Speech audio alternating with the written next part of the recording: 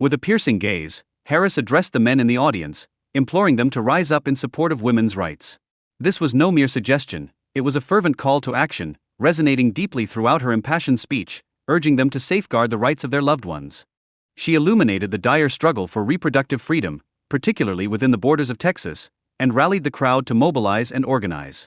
"We must ensure our voices echo in this fight," she proclaimed, capturing the undeniable urgency of the issue at hand.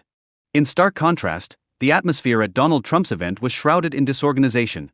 A late arrival, coupled with attendees gradually trickling out before it even commenced. This striking juxtaposition only served to magnify the fervor and dedication present at Harris's rally, raising questions about the state of political engagement. Harris did not hold back as she condemned extreme leaders for their continuous neglect of maternal care, spotlighting alarming maternal mortality rates in their states. This enduring neglect has cast a long shadow over women's health for decades, revealing a systemic failure that cannot be ignored.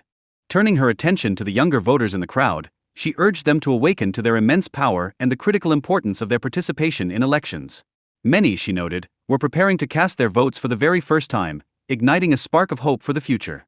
Yet, a looming threat hovered over the discussion. Harris issued a stern warning about Trump's Project 2025 agenda.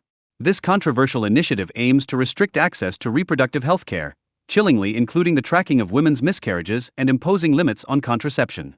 The speaker underscored a chilling reality: no state would be safe from a potential national abortion ban under a Trump-led administration.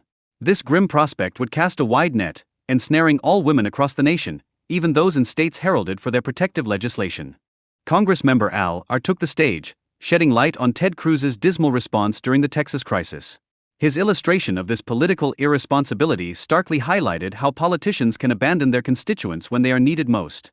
The conversation turned reflective as the speaker recalled the harrowing events of January 6. This moment served as a poignant reminder of the unwavering commitment to defend democratic values and the grave responsibilities elected officials bear in times of crisis. However, the criticism intensified as the speaker confronted Ted Cruz for his self-centeredness, noting his failure to adequately address the pressing needs of Texas residents during his time in office. This glaring disconnect between Cruz and the electorate painted a troubling picture of representation. In a gripping comparison, the speaker likened Cruz to Donald Trump, particularly focusing on Trump's late arrivals and his ominous demeanor. This narrative sets the stage for a deeper inquiry. Are these leaders truly in touch with the hearts of Texas? Finally, the speaker beckoned the audience to engage with the message shared. Subscribe and stay informed, they urged, weaving a broader strategy to cultivate a community centered on political consciousness. The call was clear: now more than ever, awareness is power.